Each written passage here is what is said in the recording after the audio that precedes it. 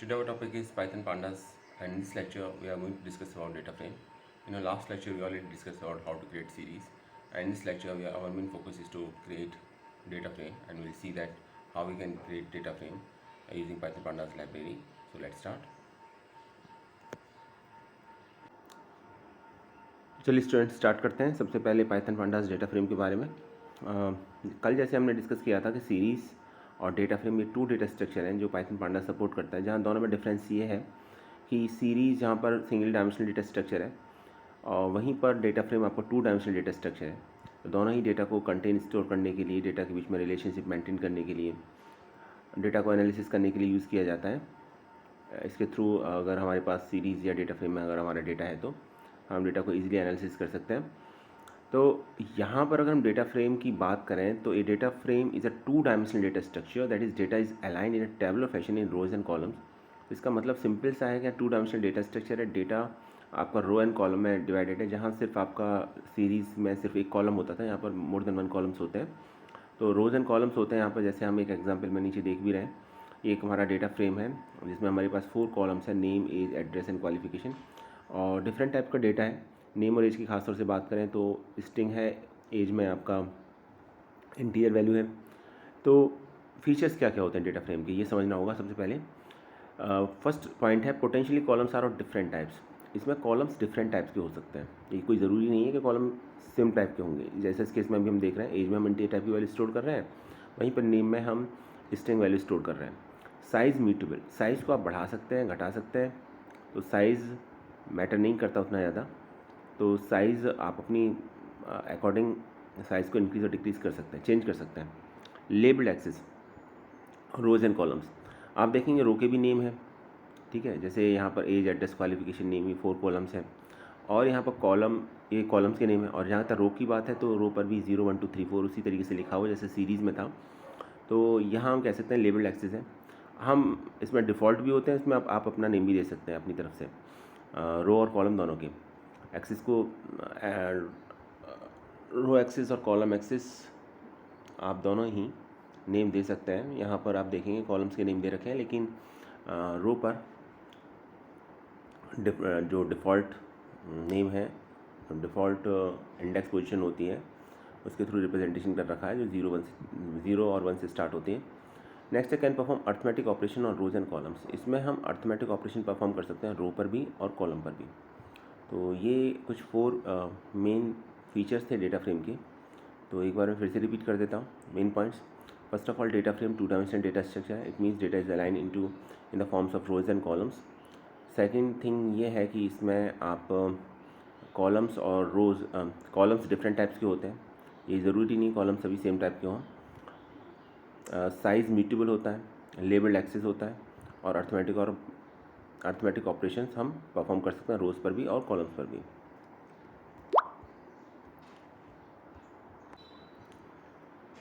चलिए अब सिंटेक्स की बात करते हैं। तो सिंटेक्स में हम देखते हैं यहाँ पर कि जैसे एक कंस्ट्रक्टर रिक्वायर्ड था सीरीज़ क्रिएट करने के लिए, नेम सीरीज़ था, ऐसे ही एक कंस्ट्रक्टर है डेटा फ्रेम, जिसके थ्रू हम डेटा फ्रेम क्रिएट कर सकते हैं। सीरीज़ क्रिएट करते समय 4 पैरामीटर्स थे, एक डेटा था, एक इंडेक्स था, एक डी टाइप और कॉपी। सेम 4 पैरामीटर्स यहाँ भी यूज़ हो रहे हैं। यहाँ एक और एक्स्ट्रा पैरामीटर यूज़ हुआ है जिसका नेम है कॉलम्स।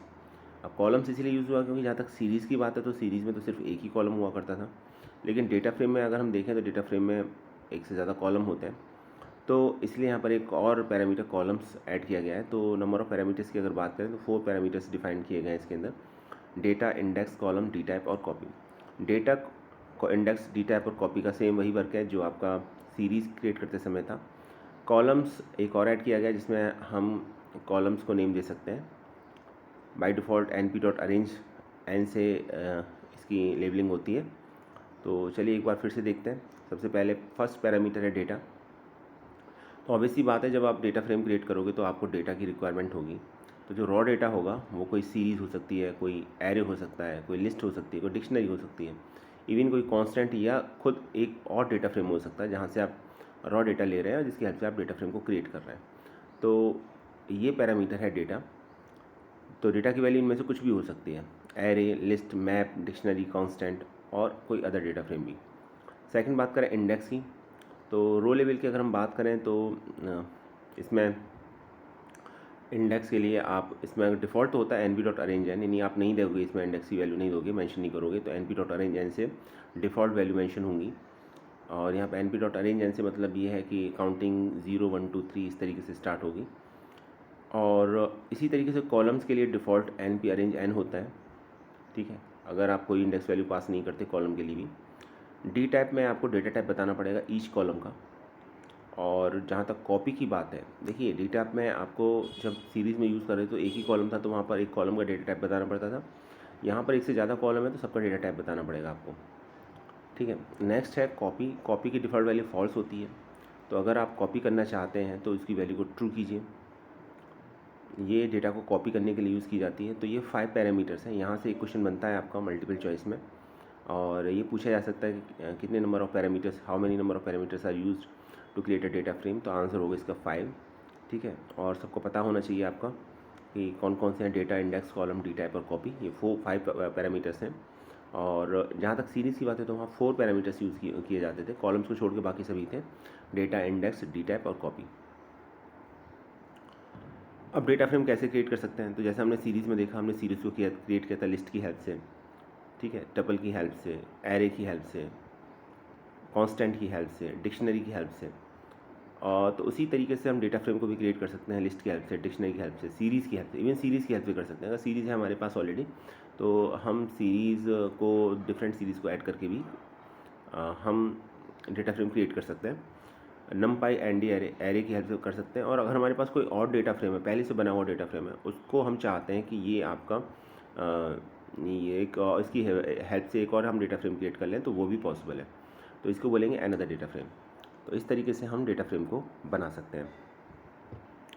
सबसे पहला क्वेश्चन जो आता है वो ये आता है कि एम्प्टी डेटा फ्रेम कैसे क्रिएट किया जा सकता है, ठीक है।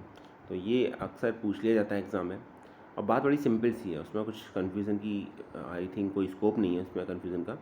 और बात इतनी ये सिंपल है कि अगर आप डेटा ही पास नहीं करेंगे, बाकी आप कंस्ट्रक्टर को यूज़ करेंगे डेटा फ्रेम को, बस डेटा पास मत कीजिए, डेटा के कोई भी पैरामीटर पास मत कीजिए आप, ठीक है। तो ऑब्वियस सी बात है, जब डेटा ही नहीं होगा और डेटा फ्रेम कंस्ट्रक्टर का आप यूज़ करोगे तो डेटा फ्रेम तो क्रिएट होगा लेकिन डेटा फ्रेम में कोई डेटा नहीं होगा, इट मीन्स एक एम्प्टी डेटा फ्रेम क्रिएट होगा।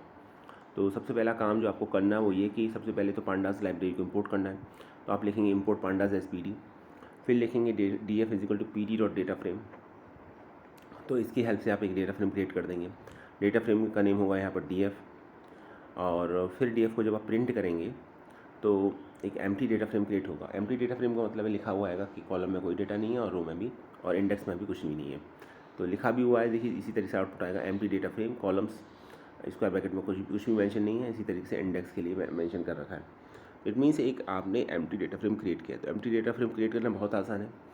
आप डेटा फ्रेम कंस्ट्रक्टर का यूज़ कीजिए और कोई भी डेटा पास मत कीजिए उसके अंदर किसी भी तरह का। जब डेटा ही पास नहीं होगा तो डेटा फ्रेम क्रिएट होगा, क्योंकि डेटा फ्रेम कंस्ट्रक्टर का तो आपने यूज़ किया है। एरर नहीं आएगी, याद रखिएगा, एरर नहीं आएगी जब आप डेटा पास नहीं करेंगे, कुछ भी पास नहीं किया आपने, कोई पैरामीटर वैल्यू मेंशन नहीं की, तो एक एम्प्टी डेटा फ्रेम क्रिएट होगा, क्योंकि आपने डेटा फ्रेम कंस्ट्रक्टर का तो यूज़ किया ही है, उसका काम ही है डेटा फ्रेम क्रिएट करना। लेकिन जब डेटा नहीं है तो विदाउट डेटा वो डेटा फ्रेम क्रिएट होगा तो सिर्फ स्ट्रक्चर क्रिएट होगा, it means empty data frame create होगा वहाँ पर।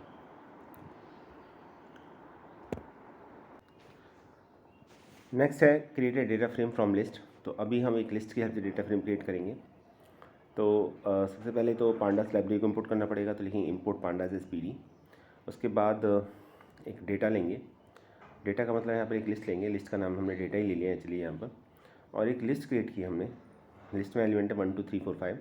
जैसे हम जानते हैं कि लिस्ट को स्क्वायर ब्रैकेट के अंदर रिप्रेजेंट करते हैं, तो यहाँ भी हमने स्क्वायर ब्रैकेट में रिप्रेजेंटेशन दे दिया इसका। उसके बाद लिखेंगे d f dot equal to p d dot data frame data. तो यहाँ पर हमने डेटा फ्रेम कंस्ट्रक्टर का यूज़ करके अगेन एक डेटा फ्रेम क्रिएट करने की कोशिश की है, और इस बार वैल्यू पास किया। वैल्यू जो पास किया वो एक लिस्ट पास की हमने एक्चुअली इसमें।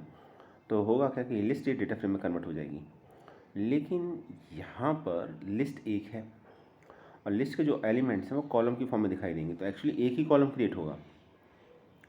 और चूँकि हमने इंडेक्स या कॉलम पैरामीटर का यूज़ नहीं किया है, तो जो डिफ़ॉल्ट इंडेक्स लेवल है या कॉलम लेवल है उसी तरीके से मेंशन होगा अरेंज एन फंक्शन से। तो इट मीन्स 0 से काउंटिंग स्टार्ट होगी। तो आप देखेंगे कि रो लेवल 0 1 2 3 4 से मेंशन कर रखी है और कॉलम सिर्फ एक ही कॉलम है तो ज़ीरो से मेंशन कर रखा है। तो लिस्ट की हेल्प से मल्टीपल कॉलम्स को कैसे क्रिएट कर सकते हैं। एक्चुअली ये एक डेटा फ्रेम है लेकिन सिर्फ इसमें एक ही कॉलम है। तो जनरली डेटा फ्रेम होता है तो मोर देन वन कॉलम्स होनी चाहिए। तो क्या लिस्ट की हेल्प से इस तरीके का डेटा फ्रेम क्रिएट किया जा सकता है? आंसर है बिल्कुल किया जा सकता है। उसके लिए क्या करना पड़ेगा, आपको नेस्टेड लिस्ट यूज़ करनी पड़ेगी। तो लिस्ट के अंदर लिस्ट डिफाइन करनी पड़ेगी, जैसे कि इस केस में कर रखा है एग्जाम्पल 2 में। सबसे पहले आपको पांडास लाइब्रेरी को इंपोर्ट करना है, तो आपने लिखा इंपोर्ट पांडास एसपीडी। उसके बाद आपने एक लिस्ट ली, लिस्ट का नेम डेटा ले लिया, डिफरेंट वैल्यू दे दी। अब देखिए यहाँ पर एक लिस्ट है, लिस्ट में 3 डिफरेंट लिस्ट को डिफाइन किया गया है। फर्स्ट है LX10, सेकेंड है Bob12, थर्ड है Clerk13।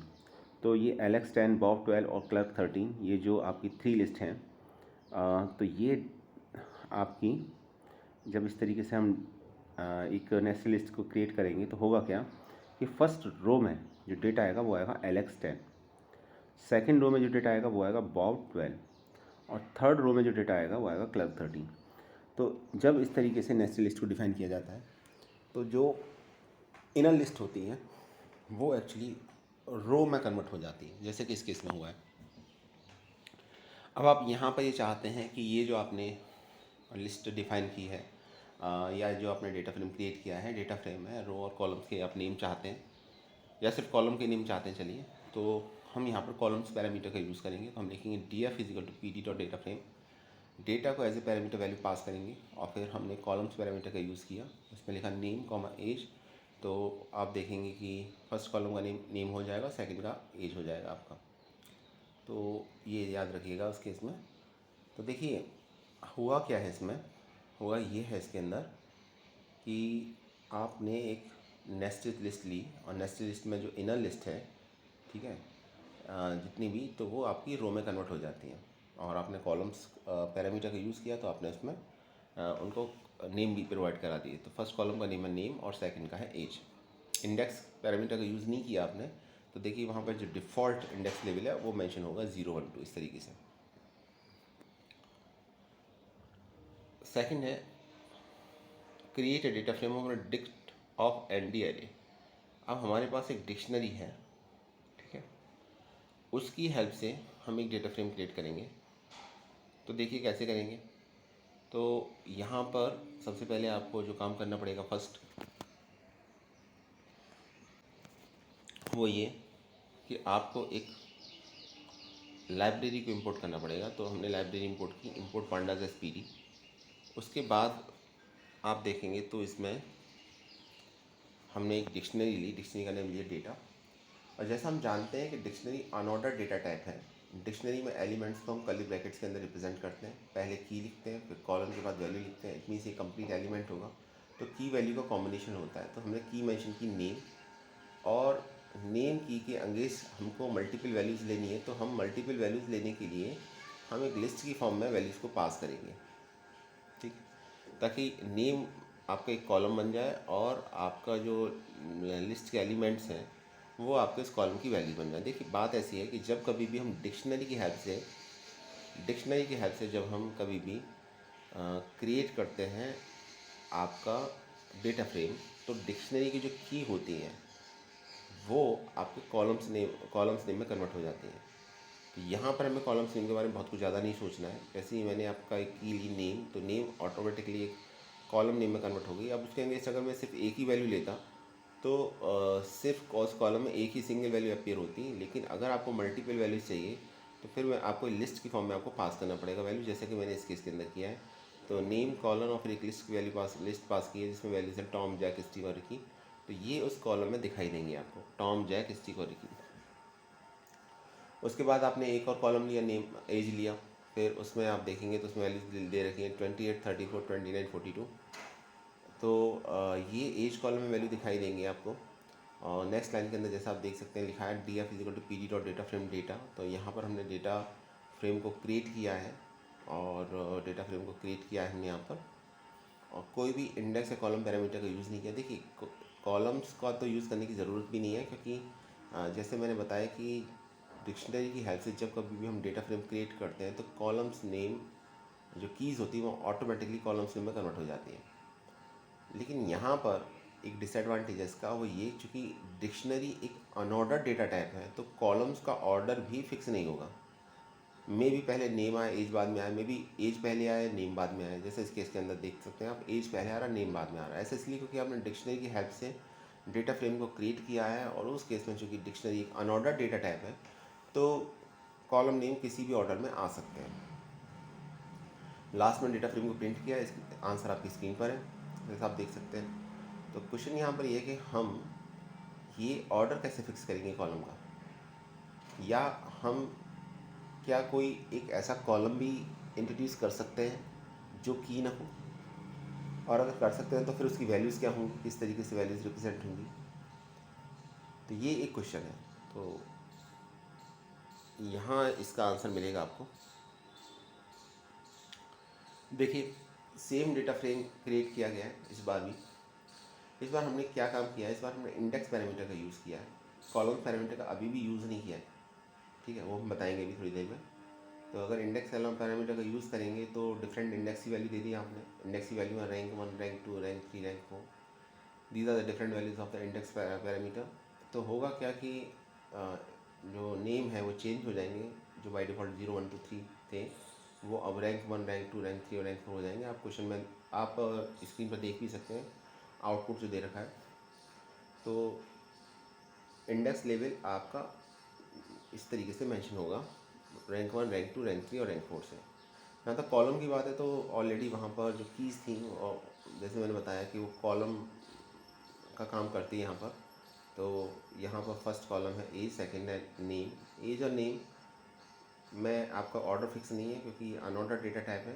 तो पहले नेम या एज आ सकता है, या पहले एज या नेम आ सकता है, डिपेंड करता है आपका कि, क्योंकि अनऑर्डर डेटा टाइप है, ऑर्डर फिक्स नहीं है इसमें। तो अगर आपको ऑर्डर फिक्स करना है तो आपको एक काम करना पड़ेगा, और काम आपको ये करना पड़ेगा, आपको कॉलम्स पैरामीटर का यूज़ करना पड़ेगा। कॉलम्स पैरामीटर का यूज़ करेंगे जब आप, तो फिर वहाँ पर आप जो भी ऑर्डर डिफाइन करेंगे, मान लीजिए पहले आपने नेम लिखा है फिर एज लिखा है, तो पहले नेम आएगा फिर एज आएगा, फिर वो फिक्स हो जाएगा। पहली बात तो ये ध्यान रखिएगा। दूसरी बात, अगर आपने किसी ऐसे कॉलम को मेंशन किया जो की है ही नहीं, तो कॉलम तो क्रिएट हो जाएगा, एरर नहीं आएगी। उसके लिए जो वैल्यूज़ आएंगी वो एन एन से शो होंगी। एन एन का मतलब होता है नॉट ए नंबर। ठीक, एन एन से शो होगा वहाँ पर, क्योंकि उसके अगेंस्ट कोई वैल्यू है ही नहीं, डिक्शनरी में आपने वो वैल्यू डिफाइन ही नहीं की, तो वहाँ पर फिर एन एन से शो होगा। तो ये ध्यान रखिएगा। और थर्ड इम्पॉर्टेंट थिंग ये कि अगर आपने ऐसा किया कि डिक्शनरी में कोई की है ऑलरेडी, और आपने उसे कॉलम पैरामीटर में मेंशन नहीं किया, तो डेटा फ्रेम जब कन्वर्ट होगा तो उस की का रिप्रेजेंटेशन डेटा फ्रेम के अंदर नहीं होगा। ना तो की का रिप्रेजेंटेशन होगा, और जब की का ही रिप्रेजेंटेशन नहीं होगा तो उसके अंदर जो वैल्यूज़ हैं कॉलम में वो भी आपको दिखाई नहीं देंगी। इट मीन्स कि अगर हम एक डिक्शनरी बना रहे हैं, और हम एक डिक्शनरी बनाई और हम ये चाहते हैं कि उस डिक्शनरी में सभी जो कीज़ हैं वो कॉलम में कन्वर्ट ना हो, तो हमें कॉलम पैरामीटर में उस की को मेंशन नहीं करना, उस की के अगेंस्ट वैल्यू भी या कॉलम भी मेंशन नहीं होगा डेटा फ्रेम में। First thing. सेकंड थिंग है, अगर हम ये चाहते हैं कि जो हमारी डिक्शनरी उसके अलावा भी हम कोई और कॉलम क्रिएट कर दें, चाहे उसके लिए की मेंशन ही क्यों ना हो, मेंशन नहीं है तब भी, तो हमें एक काम करना पड़ेगा। हमें काम ये करना पड़ेगा कि हम कॉलम पैरामीटर में उस कॉलम का नेम मेंशन कर देंगे। ठीक है, तो होगा क्या कि वो कॉलम तो क्रिएट हो जाएगा, लेकिन चूंकि डिक्शनरी में उसके लिए अगेंस्ट कोई डेटा फाइंड आउट नहीं होगा, तो फिर वैल्यू एन एन से शो होगी। और थर्ड इंपॉर्टेंट थिंग ये होती है इसमें अंदर कि अगर हम कॉलम पैरामीटर का यूज़ कर रहे हैं तो जो ऑर्डर हम डिफाइन कर रहे हैं उसी ऑर्डर में फिर आपका डेटा शो होता है, क्योंकि डिक्शनरी अनऑर्डर डेटा टाइप है। अगर आप कॉलम पैरामीटर का यूज़ नहीं कर रहे तो फिर किसी ऑर्डर में भी कॉलम के नेम आ सकते हैं, लेकिन चूंकि आपने कॉलम पैरामीटर का यूज़ किया है तो उससे ये फिक्स हो जाएगा, जो ऑर्डर आपने मेंशन किया उसी ऑर्डर के अंदर आपको डेटा दिखाई देगा।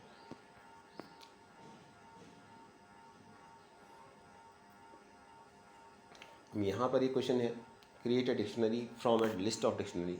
तो हमारे पास एक लिस्ट है, और इस लिस्ट में जो एलिमेंट्स हैं वो खुद अपने आप में एक डिक्शनरी है। ठीक है, तो क्या होगा यहाँ पर, तो एक बात जो बिल्कुल क्लियर है वो ये कि जब कभी भी डिक्शनरी की हेल्प से हम डेटा फ्रेम क्रिएट करते हैं, तो जो डिक्शनरी की कीज़ होती हैं वो कॉलम नेम का काम करती हैं। तो यहाँ पर हमारे पास ओवरऑल 3 हमारे पास कीज़ हैं। एक है की ए, एक है बी और एक है सी।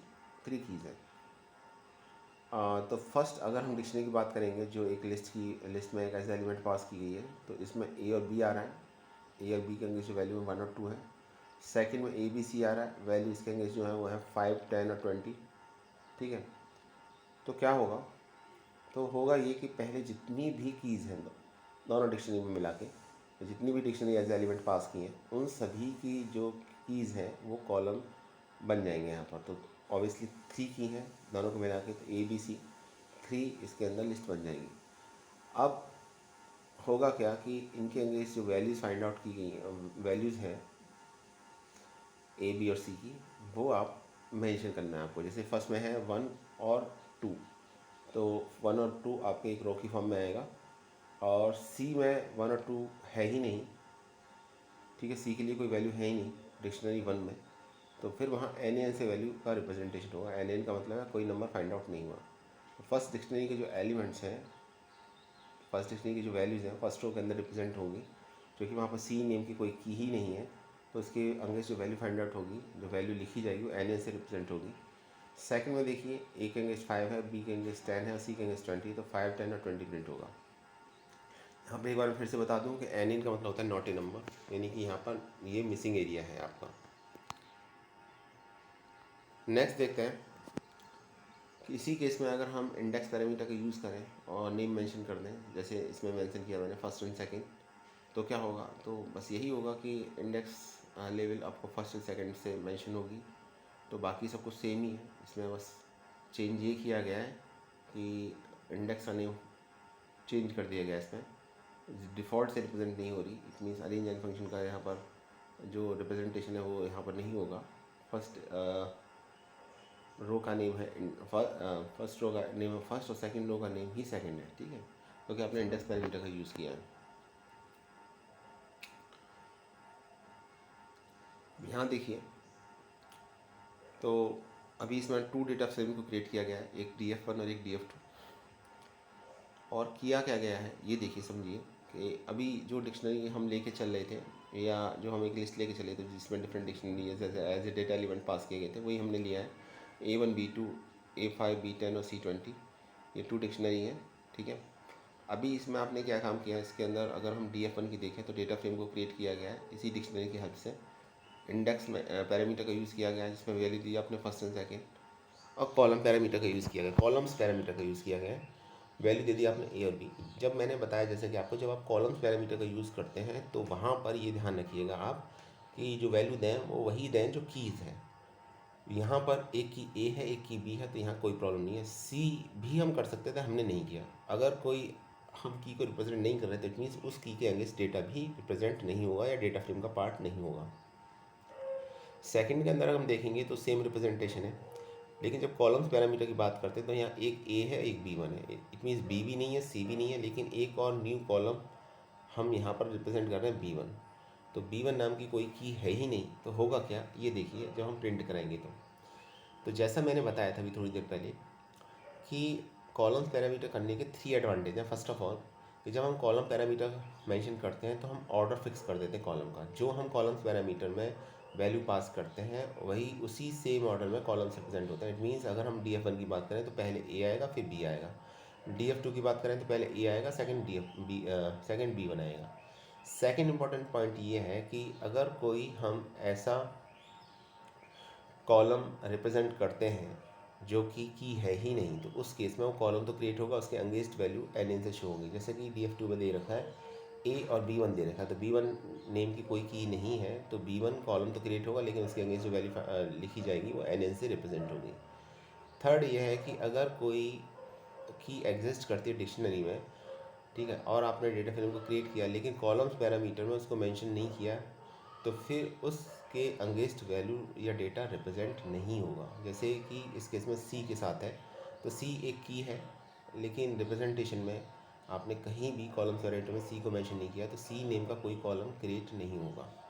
आंसर देखते हैं, ये देखिए फर्स्ट में देखिए ए और बी, सेकंड में देखिए ए और B1, और B1 के लिए वैल्यू देखिए आप एन से शो हो रही है, तो एन का यहाँ पर क्लियर मतलब है कि not a number. It means कोई भी नंबर फाइंड आउट नहीं हुआ है यहाँ पर।